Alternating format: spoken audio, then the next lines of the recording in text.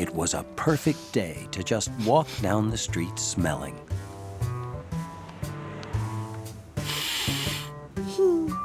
So that's what George did.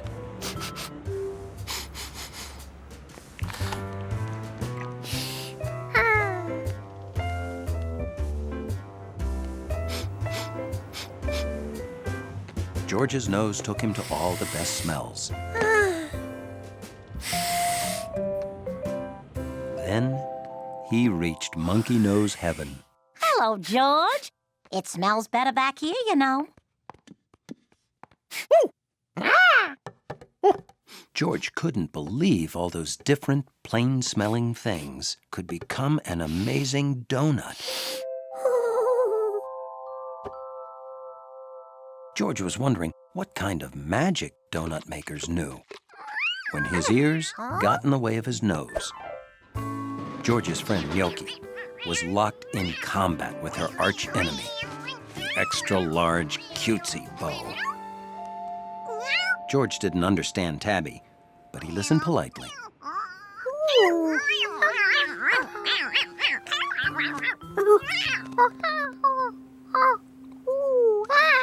Gnocchi was thrilled to be free from looking cute. George was officially a cat hero.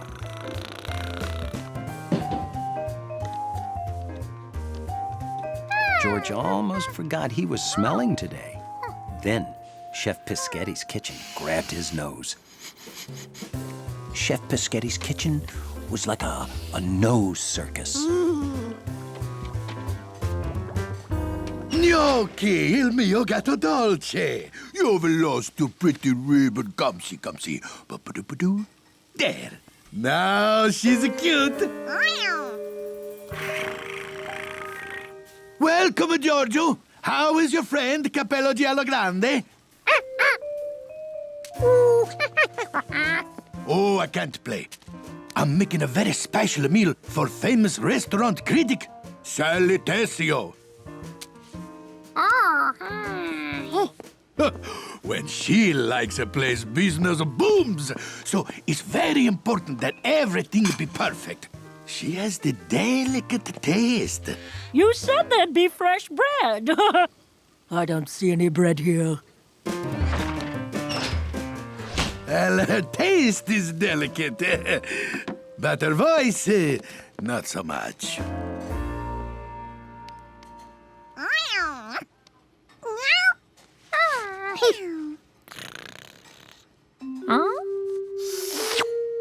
This hard stuff was spaghetti? Didn't smell like anything.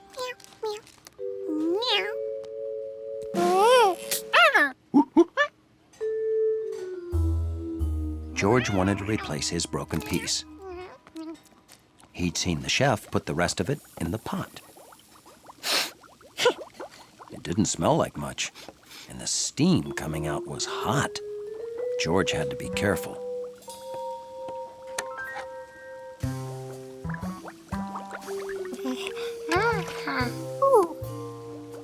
It had changed.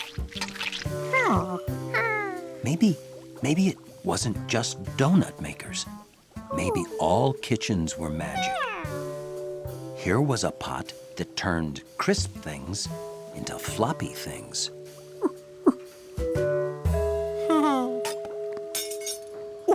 What else could it turn floppy? A soft, floppy egg. That'd be funny.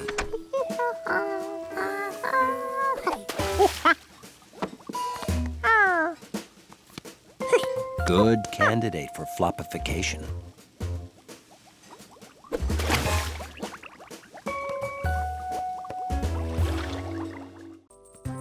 Hunley, the doorman's dachshund, loved his lobby to be clean and organized, just like him. Good morning, Hunley. Don't you look very shiny and sleek today?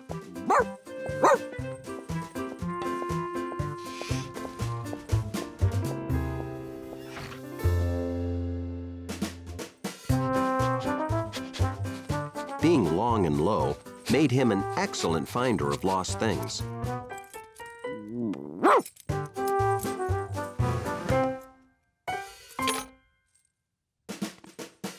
my keys. Thank you, Hundley.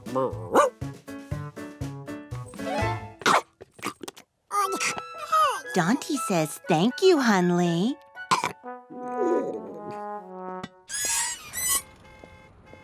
Having sharp hearing made him an excellent squeak detector.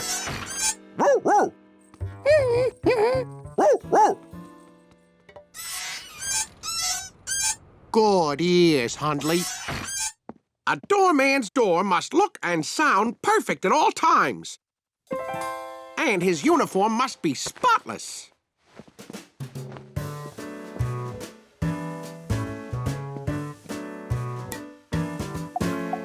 But Hundley felt his most important job was to protect the place from George, the absolute opposite of all that is organized and neat.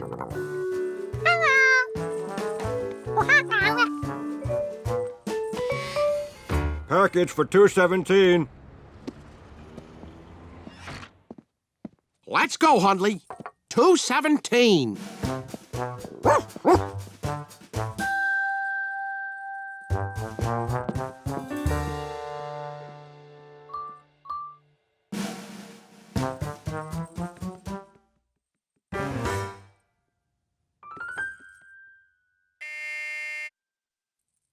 Oh, no! I'm out of uniform. Delivery, I rush right up. Right on time. I buy and sell autographed balls. Very expensive. This one's Freddie Frikikio. I have a lot more balls coming today. Valuable collector's items. Don't worry. Hundley and I'll make sure they're safe. Out of uniform. Ugh. A doorman's uniform is as important as his door. What's wrong, Hundley? Careful! That's full of... oil. Oh, no! This is my last clean shirt! A doorman must be spotless. I have to go to the dry cleaners. I won't be long. You're in charge, Hundley. Hundley knew the first order of business. Watch George. George never realized how much he liked the doorman's uniform.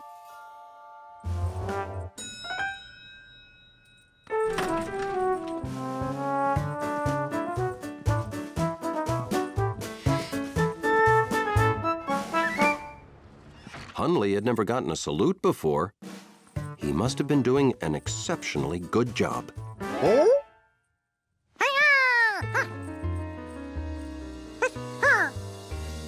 A doorman's uniform is as important as his door. Hundley had to get that monkey out of uniform. But he still had a job to do. I see you have a new partner, Hundley. You're both so handsome.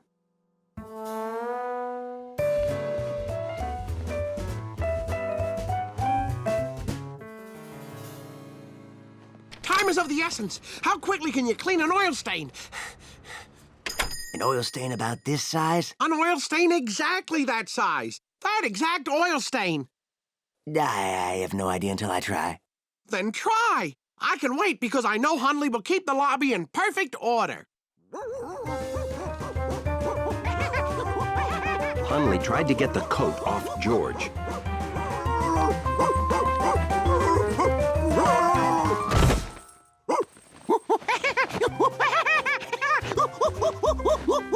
Which is how he found out George was ticklish.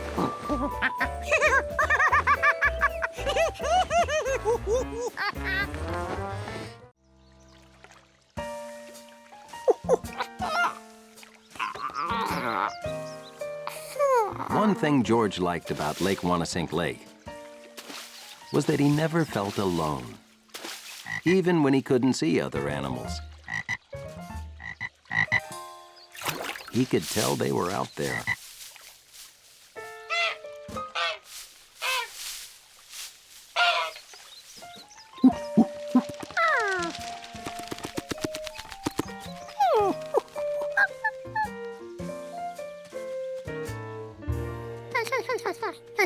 George, hi. How about a hand?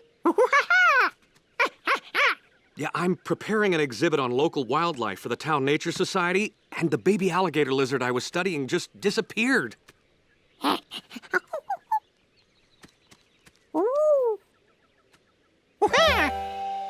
thanks. Have fun at the lake?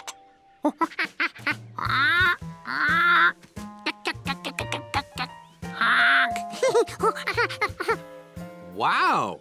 You saw all those animals? You only heard them? Hey, animal sounds would be great in the exhibit. You want to help me again?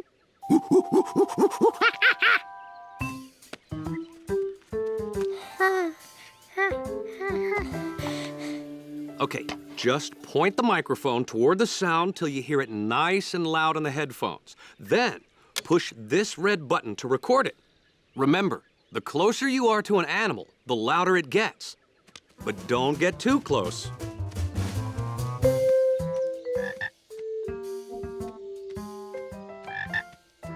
This was simple for a smart monkey. All he had to do was follow the sound as it got louder and...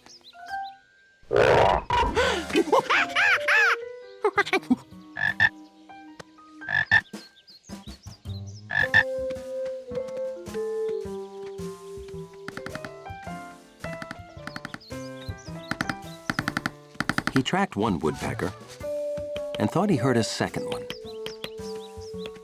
But maybe sounds aren't as simple as they sound.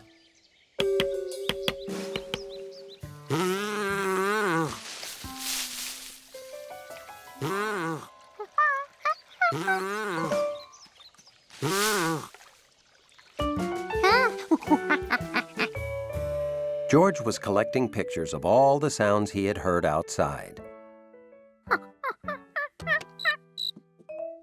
Then he heard a new one, inside.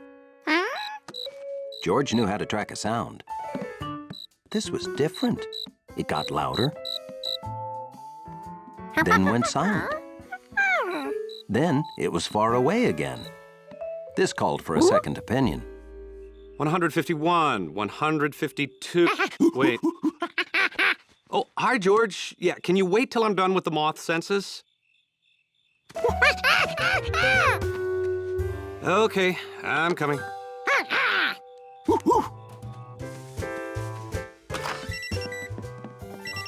Oh, that's just the smoke detector, George. It needs a new battery. George wasn't sure this was the same sound he'd heard before. And now, back to my moths.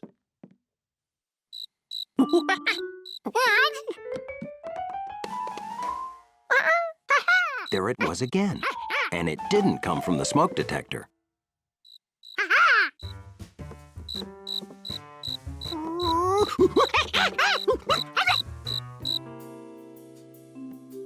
That thing was here somewhere, and he knew he could find it.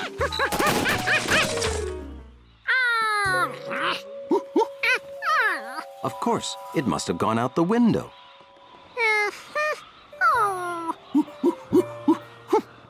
It was loud, it was soft, it was here, it was gone.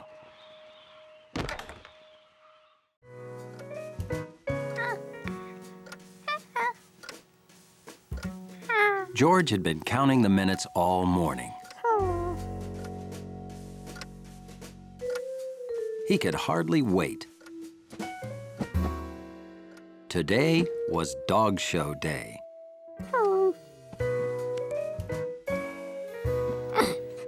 Looking forward to seeing your first dog show, George? Dog show. The idea of dogs putting on a show sounded better than anything he'd ever heard. If that's Professor Wiseman, would you please let her in?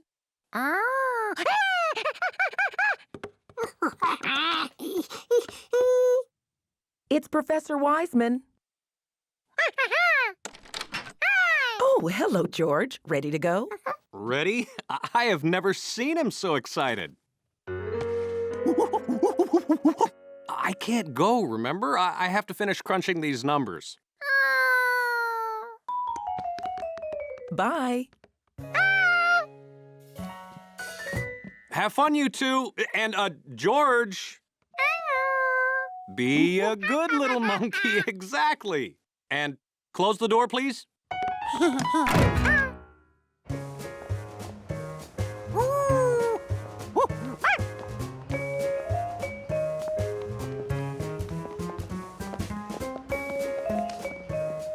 George got more and more excited until the show began.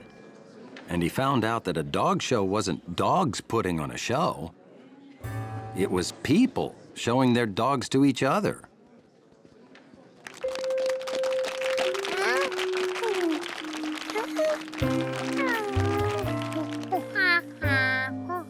George didn't exactly pay attention.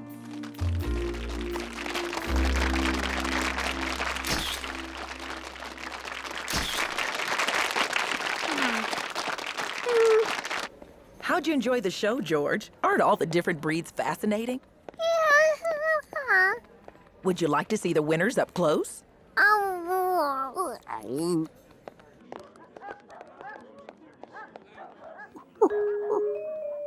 George got a big surprise. Because when he actually looked at the big ones and the small ones,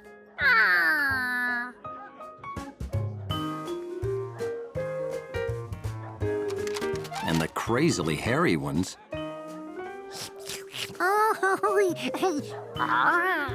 he thought the dog show was great. Have you ever seen so many unforgettable dogs before?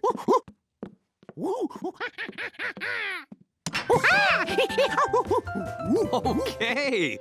Well, it looks like you had fun. I hope he wasn't too much trouble. He was no trouble at all. Wow, that's great to hear. Gotta run. See you tomorrow. Thanks so much. Bye-bye. So, you like the dog show, huh?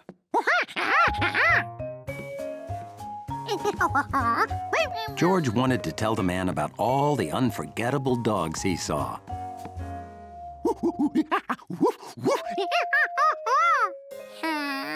But he only remembered 3.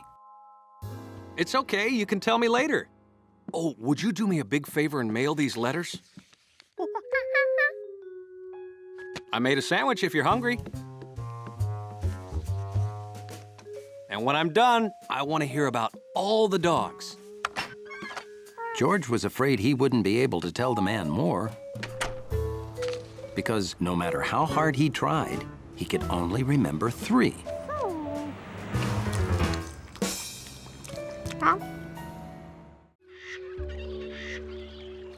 It was a perfect day to explore Lake Wanasink Lake. Bill called it picture perfect. You know, George, nature photography requires skill, patience, and timing.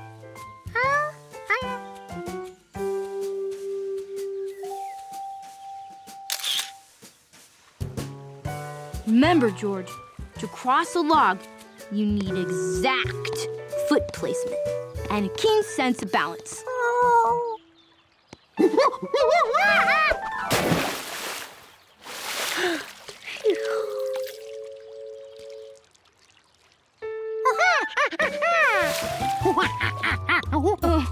Those are tadpoles, George. A common form of pond life.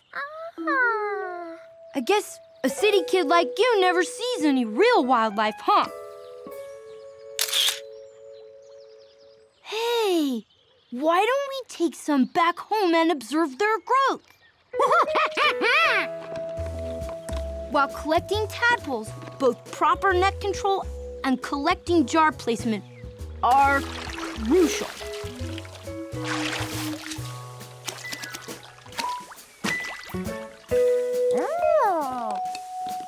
Hey, how'd you like to look after them for me?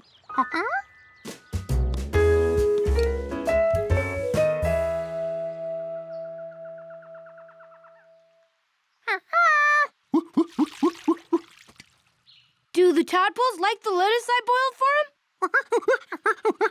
Now remember, I want you to watch them closely for me. They do some amazing things as they grow.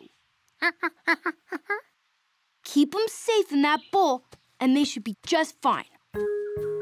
And so, on that gloriously sunny day, George became the proud caretaker of a bowl full of tadpoles.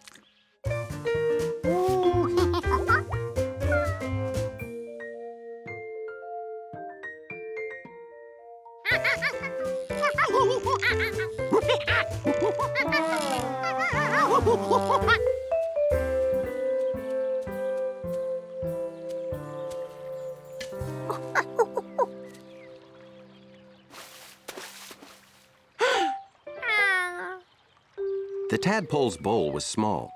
George thought they deserved to stretch their, well, whatever a tadpole stretches, and decided to let them enjoy a quick swim in the lagoon while he went to get their lunch.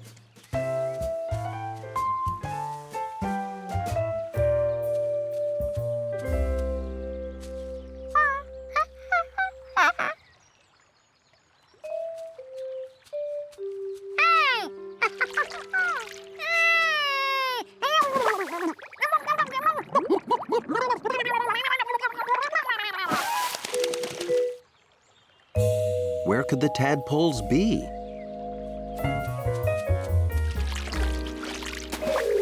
What would he tell Bill? Hey, George! Lagoon exploration is fascinating, isn't it? Oh, by the way, how are my tadpoles doing? See you soon!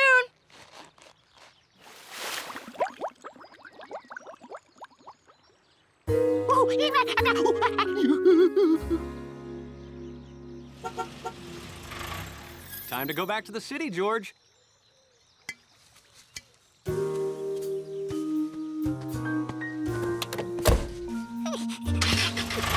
George hoped the tadpoles would be okay without a monkey to feed or protect them.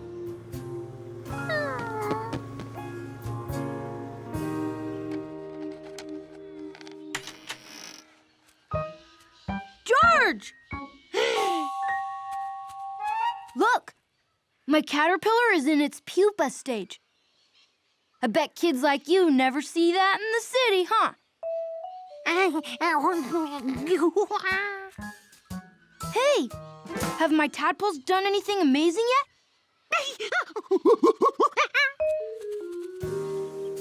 Weeks went by before George returned to the lake. George still couldn't find the tadpoles, but they had to be in the lagoon. Unless...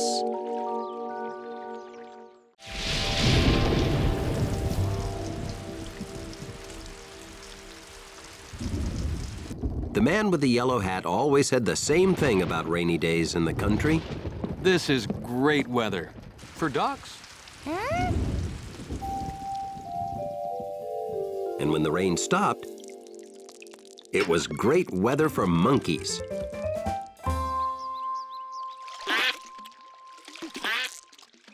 Mud that sounded like a duck when he squished it. Yes, it was duck mud.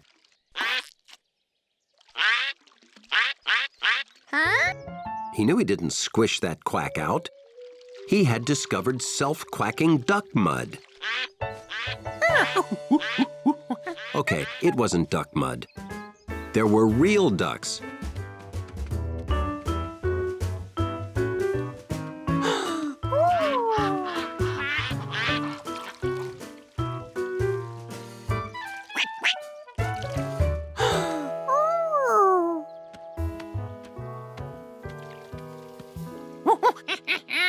Puddle ducks.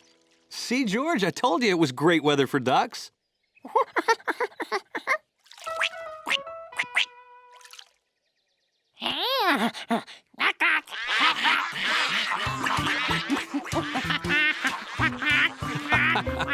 You're gonna be busy, George. Have fun.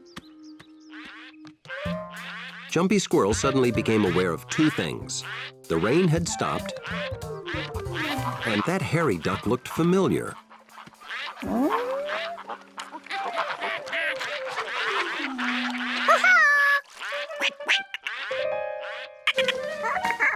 Jumpy Squirrel usually jumped away from anything new. Peking Duck was the same way. Maybe that's why they became good friends instantly.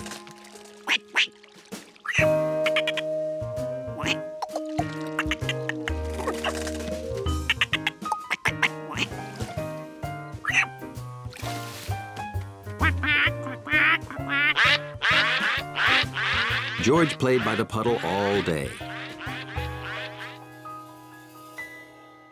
He even had ducks in his dreams.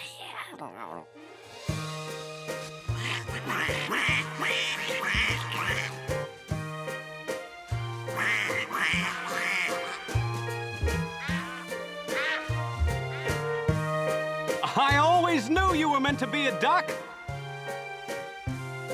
Have a nice flight.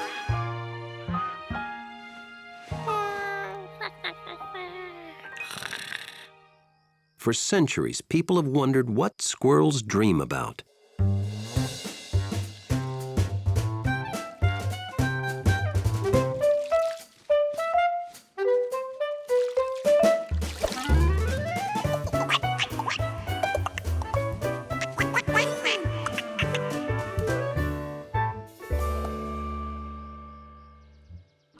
The next morning, George raced out for another day with puddle ducks.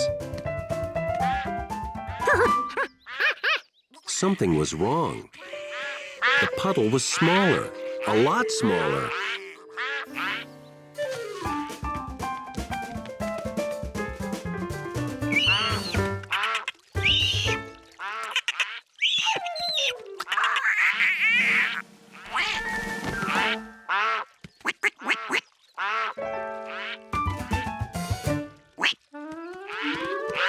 George?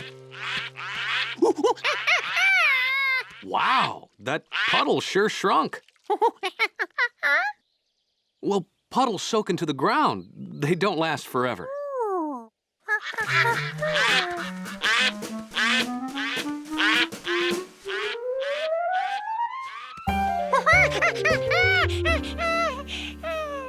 Ducks go where there's plenty of water. When the water's gone, they'll leave. It's just what ducks do.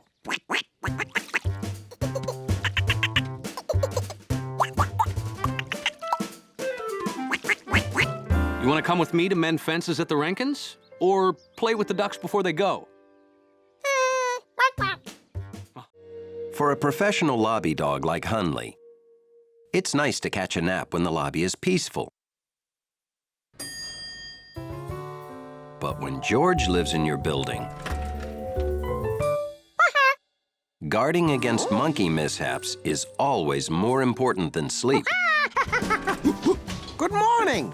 Headed out to have fun? No, going to Dr. Baker for my annual checkup.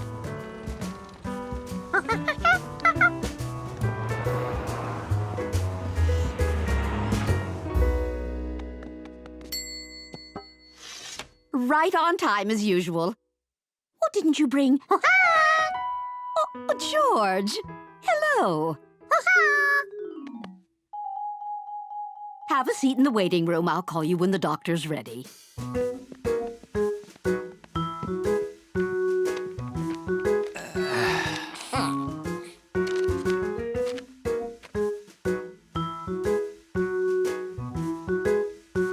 George learned that the thing you need most in a doctor's waiting room is patience.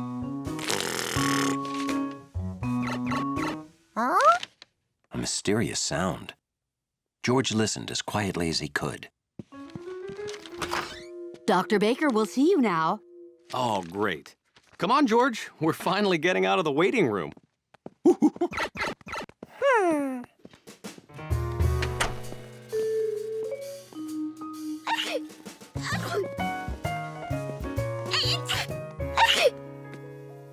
George gave up hope of hearing any mystery sound past that sneezing.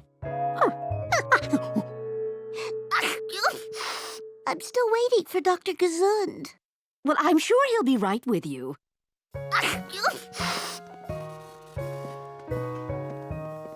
Excuse me, has Dr. Gesund seen you yet? No. Where is he? He should be right with you. You're waiting for Dr. Gesund, too? He should be right with you. Oh, hi, Doctor. You remember George? How could I forget? Before your last checkup, I never knew the X-ray machine fit out the window. Dr. Baker, have you seen Dr. Gesund? His patients are waiting. No. You should check the X-ray room. And you should take off your shirt for the examination. Yeah, sure, Doc.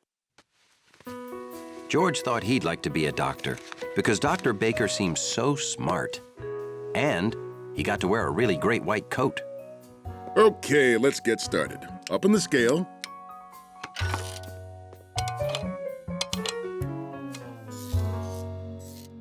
Whoa, I think you need to cut out the desserts.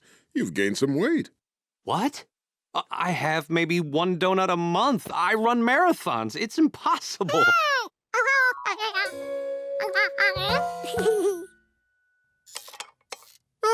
Same as last year. Whew. This is how I check his reflexes, George.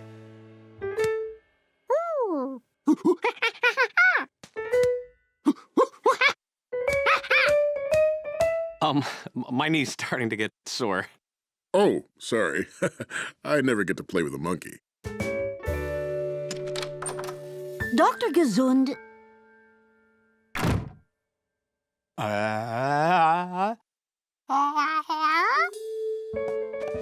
Okay, take a long, deep breath. I don't like the sound of that breathing. No, George was... Whoa!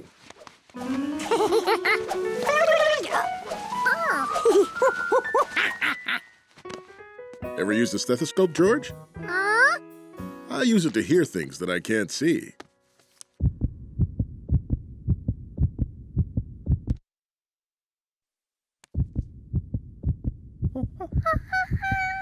That's the sound of my heart.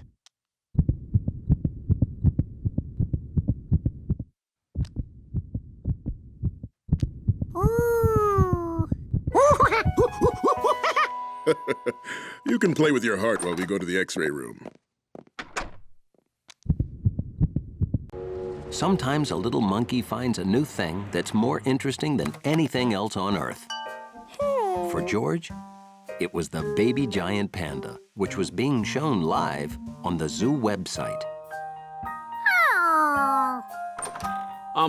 George, are you gonna be much longer? Well, I need to get work done, and you've been on the computer all day. Oh, is that what you've been watching? The Panda Cam? Hey, you know those pictures come from the park zoo right down the block. Well, yeah, you can go there and see the panda right in front of you in the new panda habitat. Bye. Be a good little monkey.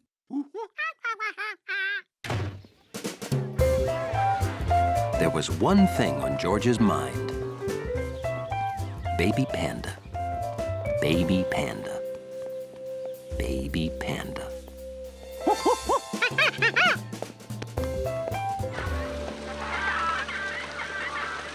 Look, Mommy! Flamingos! George didn't want to go the wrong way and lose any panda time.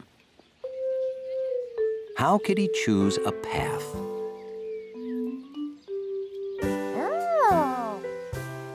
A nice big map. George decided to take it and follow the pictures to guide him through the zoo.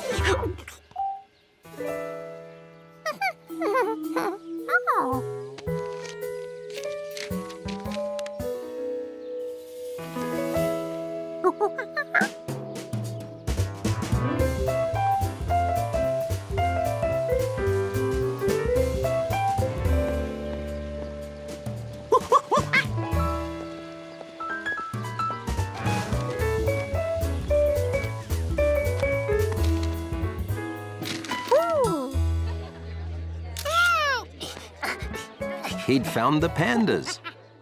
That map really worked. This was much better than watching on the computer. George could watch the panda for hours. And he did.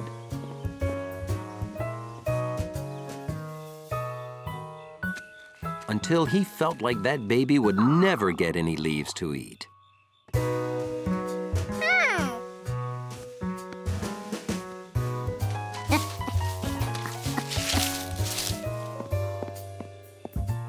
Nobody here? Guess I can lock up.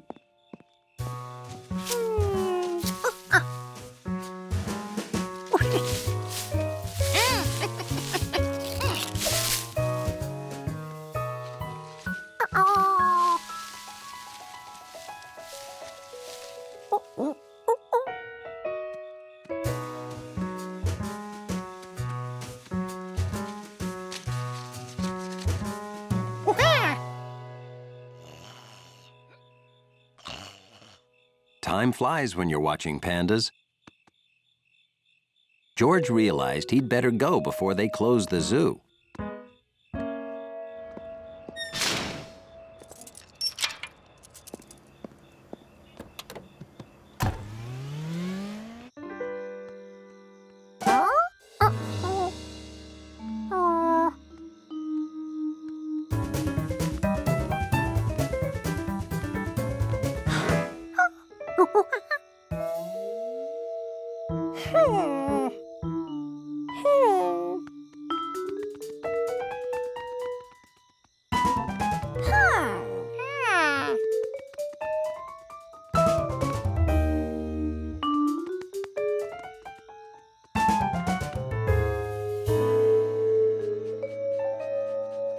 The paths were too confusing.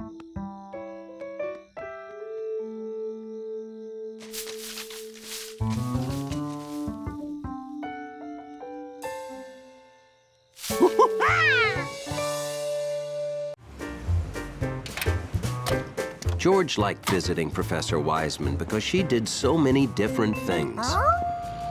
This time, she was helping out on a rocket launch. And the man with the yellow hat was going to ride the rocket.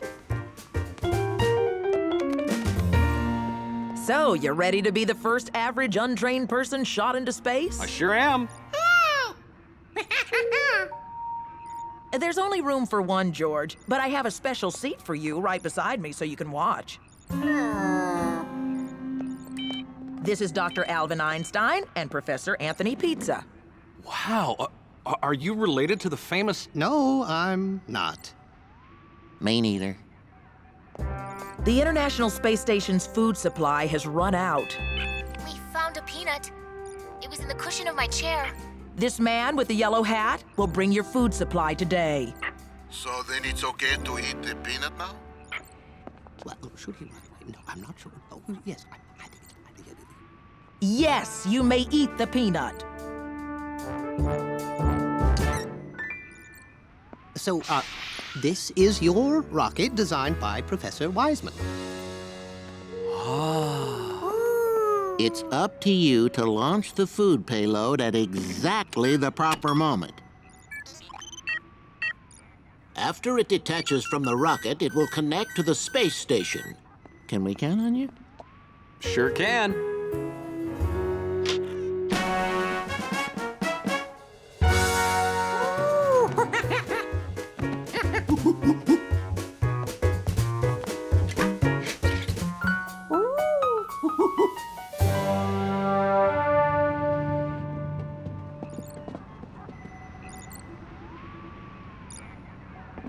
Professor Pizza and I are loading extra experiments you'll deliver with the food. George wanted to see what these experiments were. George, careful. This is an expensive, high-tech... raccoon? They'll live at the space station so we can study how they adapt to life in space. George could see into all the containers except this one. Oh, was hidden in there?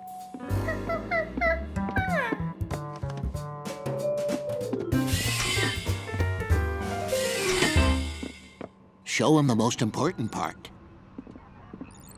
These keypads launch the payload. You hit these 2 keys on each pad at the same time.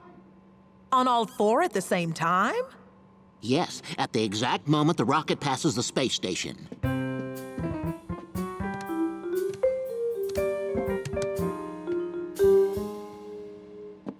I can't. I only have 2 hands. The keypads were Pizza's idea. The raccoon was my idea. The 4 keypads was yours. Oh, here we go. Check your memos. I specifically remembered when you came up with the 4 keypads.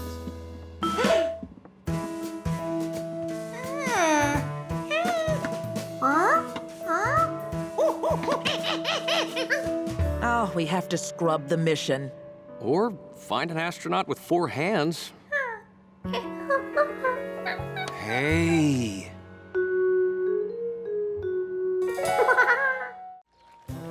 A warm country day. George's favorite time to go boating. Toy boating, that is. Even a toy boat captain can hit rough seas in his favorite perfect pond.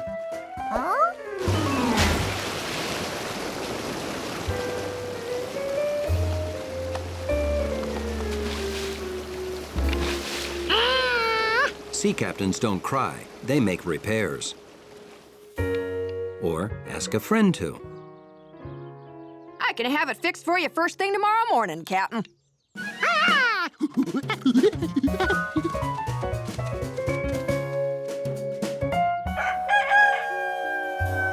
So, at exactly 10 seconds before the first thing the next morning, Right on time. There you go. Ready to set sail again. George rushed back to his perfect pond to set sail.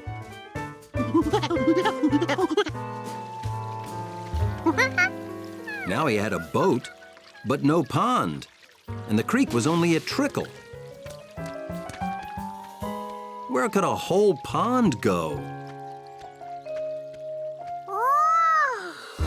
He didn't find his pond, but he found a strange wall in the creek.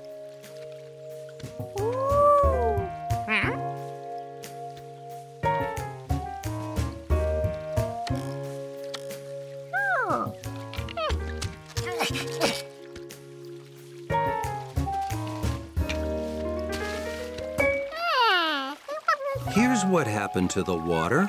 It got stuck behind this wall.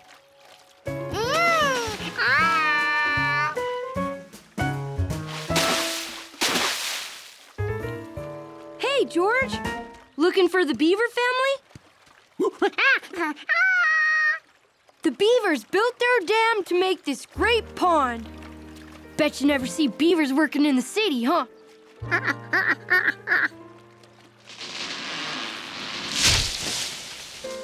Yep, that's them now, working in the woods.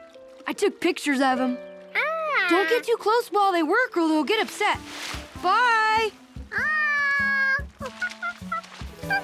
So these were the beavers.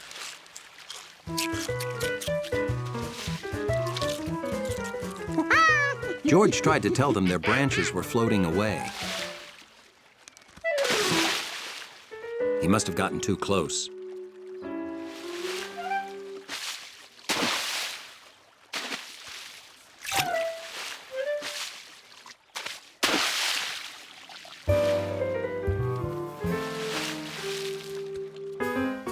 If the beavers didn't want him watching, he'd just sail his boat.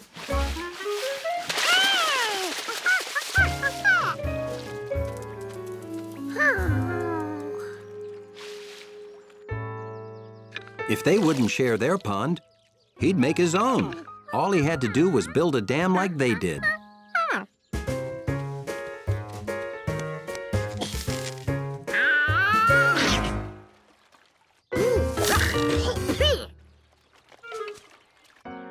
There must be an easier way to get wood for a monkey dam. Mrs. Rinkin's scrap wood. Been having lots of fun with your boat? Oh, you want the scrap wood, do you? Take it. I'll even hitch the cart to Leslie to help haul it. Now he had wood. What else would be good for stopping water? It was summertime, and the city was trapped in a heat wave. A real scorcher. But there was one city dweller who was not hot. George was in the country, where things were much, much cooler. Oh, whoa! You call that a cannonball? I'll show you a cannonball! George loved the country. It had lots of great stuff the city didn't have. You could hear frogs croaking. You could feel the breeze from a hummingbird's wings when it spun around the flowers. At night, you could see a sky full of stars. What you doing, George? Stargazing? No one knows exactly how many stars there are. Not even scientists. Huh? That's when George thought, maybe it's time somebody found out.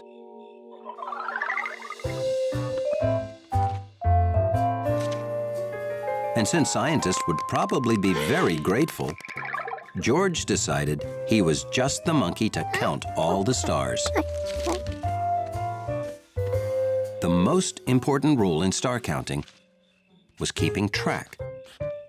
George marked each star down on his pad.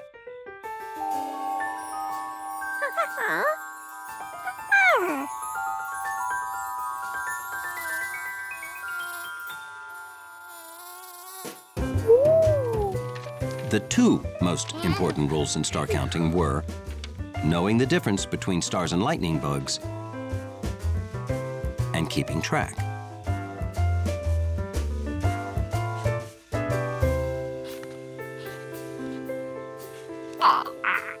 Third rule, the other two rules don't matter if you don't stay awake.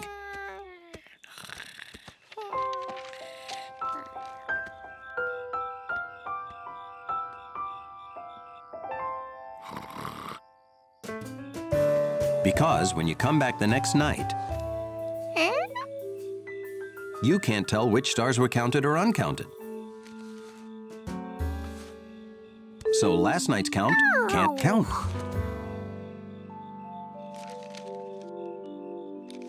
And you have to start all over. The only solution, counting them all fast before you fall asleep. Like this. 1, 2, 3, 4, 5. 1, 2, 3, 4, 5. 1, 2, 3, 4, 5. 1, 2, 3, 4, 5.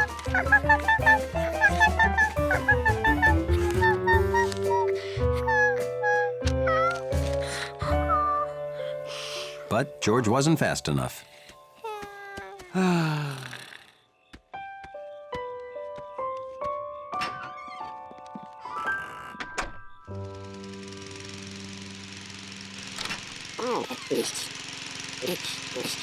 Morning, fellas!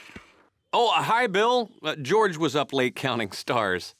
Too bad you can't count them now, huh? They're always there, you know.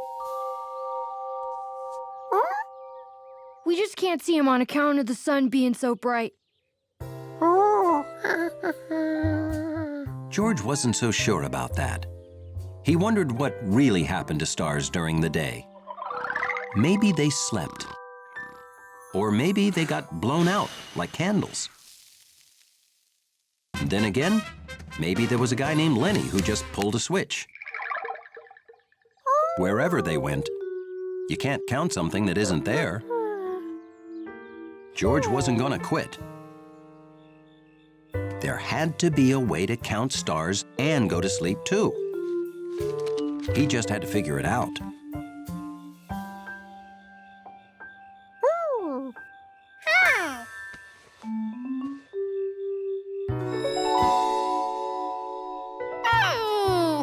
The big upside-down cap.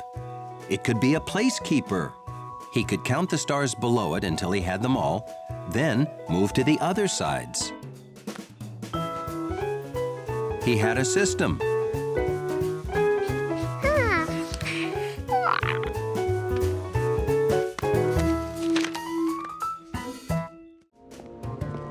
To Hundley, nothing beat being a wiener dog on a sunny day.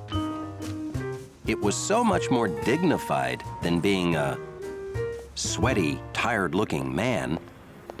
Back from the marathon already?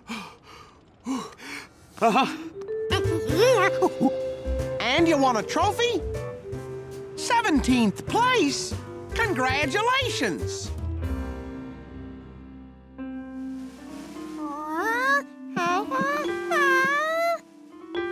Steady now. Push that button.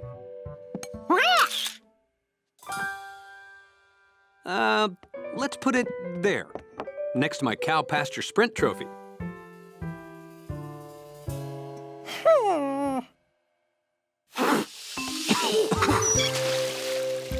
Trophies make it hard to forget things you've done because you have to keep cleaning them.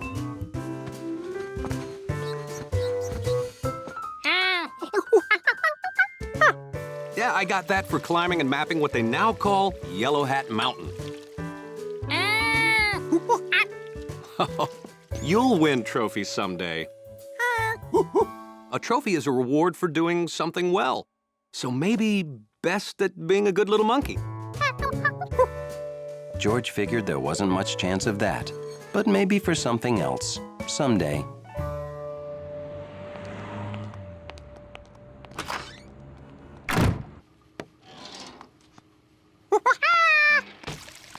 Oh, hi, Giorgio. Oh, say, you know, I've got no help today. Could you,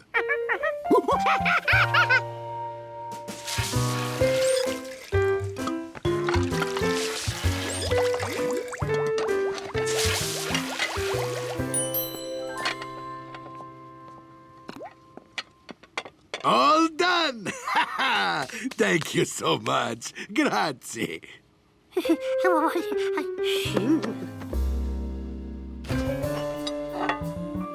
My new dessert, the ice cream gnocchi, for you, Giorgio. Consider it the Helpful Monkey Award. My thank you for a job well done. This plate of ice cream was George's first trophy. A trophy is a reward for doing something well.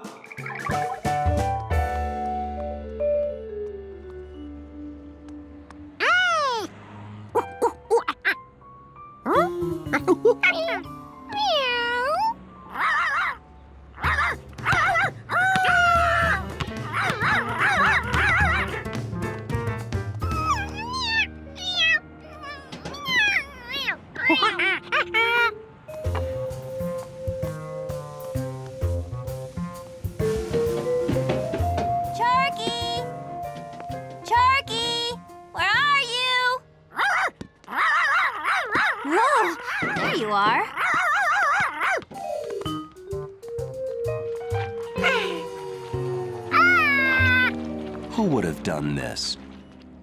It's just mean to melt a guy's Helpful Monkey Award. Giorgio, what did you do? Leave your ice cream gnocchi in the sun?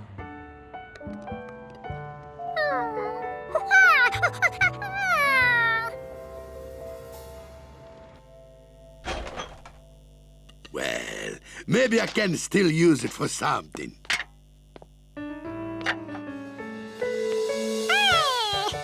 This time, don't leave it in the sun where it'll melt. George now knew he had to keep his trophy out of the sun.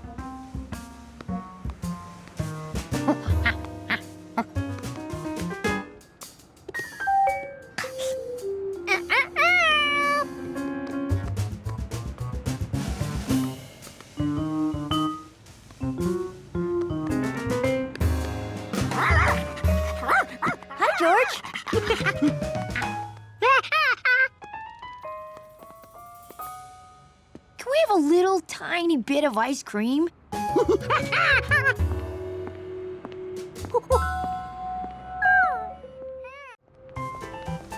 It had been a particularly rewarding day at the going-out-of-business store. George couldn't imagine how this day could get any better. Or maybe it could. Mabel's department store had added a fresh, homemade candy counter.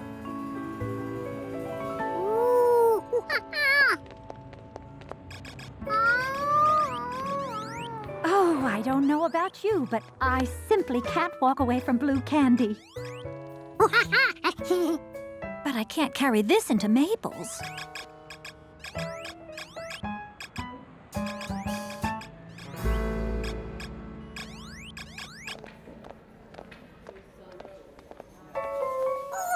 The pyramid sort of enhances the pinkness, don't you think? I'm working on a rhombus shape, but it keeps falling over. A rhombus? It's a work in progress. Anyway, welcome to Kaylee's Candies. I'm Kaylee. We'd like 4 small boxes. Great! This is my first order today. No one could wait till they got home to try the chocolates.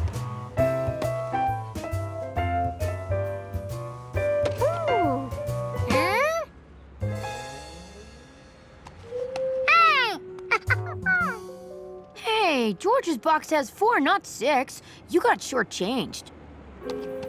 He can have 2 of mine. I just wanted to taste anyway. So can I have your other 3?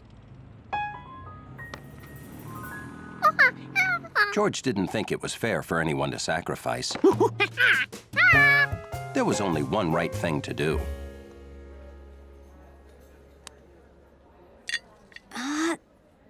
Oh, nuts.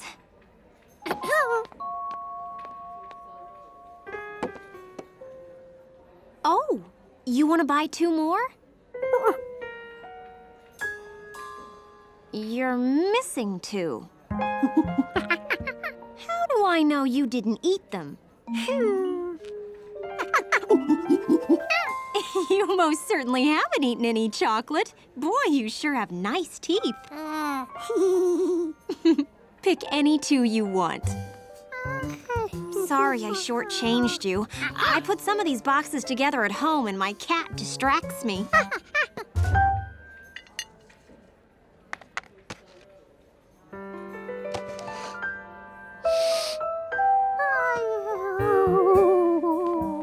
Oh dear. I need to pick up more stock, but I can't just leave. Hey, would you mind watching the counter? You're obviously extremely honest, and I've hardly had any business all day. All you have to do is watch the chocolates while I'm gone. Thank you so much.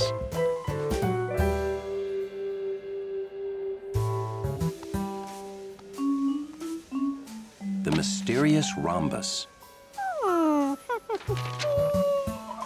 George wondered if he could make a rhombus. It didn't seem hard.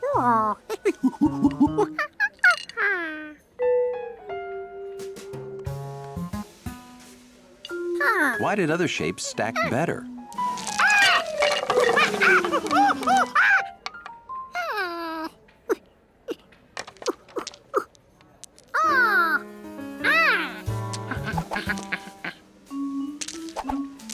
Maybe they went together by shape, not color.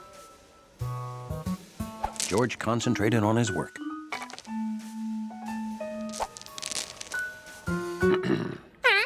George hadn't expected any customers. I want a box of chocolates for my wife. Do you have mints? Are these mints? Well, what are those?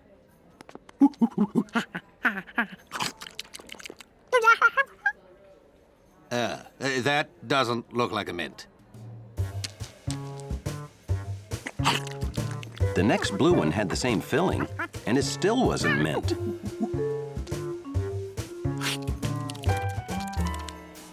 Well, don't you have a flavor chart?